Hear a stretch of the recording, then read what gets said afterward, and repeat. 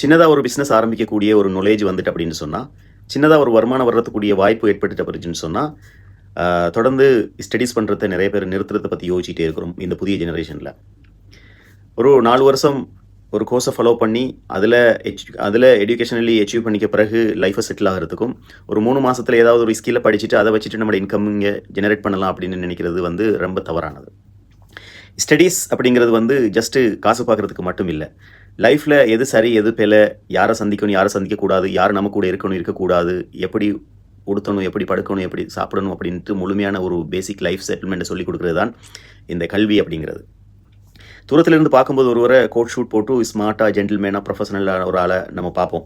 கிட்டத்தில் போகும்போது தான் எங்கேயாவது ஒரு பின் கதவுல நின்றுட்டு சிகரெட் அடிச்சுட்டு கை நாத்தத்தோடு நமக்கு சலாம் கொடுத்து கை கொடுப்பாரு. அப்போ தான் தெரியும் தூரத்திலிருந்து பார்க்கும்போது இவங்கெல்லாம் ஜென்டில்மேன், ஆனால் கிட்டத்திலிருந்து பார்க்கும்போது தான் இவங்களுக்கு பேசிக் நாலேஜே இல்லை அப்படின்னு மாதிரி தெரியும். ஏன் அப்படின்ட்டு சொன்னால், அவங்க ஒர்க் பண்ணுற அந்த ஃபீல்டில் கொஞ்சம் படிச்சிருப்பாங்க.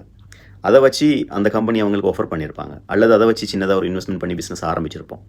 ஸோ 3 மாதம் 2 மாத கோர்ஸ் மூலம் அந்த ஸ்கில்லை வச்சுட்டு நம்மளோட லைஃப்பில் ஒரு காலம் செட்டில் ஆக முடியாது. நிறைய படிக்கணும். பிஸ்னஸுக்கு மட்டும் இல்லை, எல்லா ஃபீல்டுக்குமே அது ரொம்ப ஹெல்ப்ஃபுல்லாக இருக்கும்.